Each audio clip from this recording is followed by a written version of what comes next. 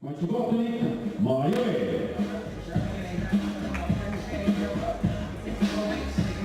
Richard vana judomehenne ringis ei tahagi kummardada.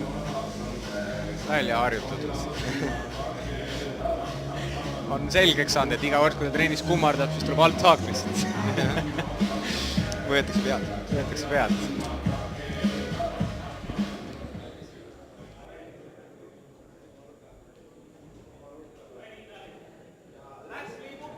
Esimene round. Ja kohe, Richard jälle on ilusa kohtamislöögiga ja kiirelt lõpetab peal maas. Jätkab löökidega pähe. See on koht, kuhu kindlasti Vitali taha sattuda. Richard jahib jala lukku, aga Vitali keerab ilusti kanna välja sealt.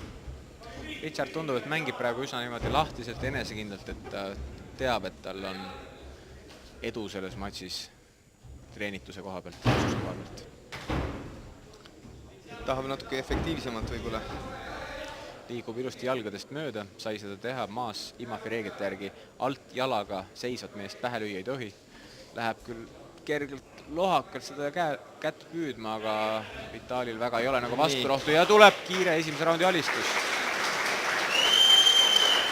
Richard on kuni 77,1 kilogrammi kaalu teine finalist, kes kohtub homme Lauri Kütiga. See on siis kordusmatš. Eelmord võitis Richard Morutar käelukuga.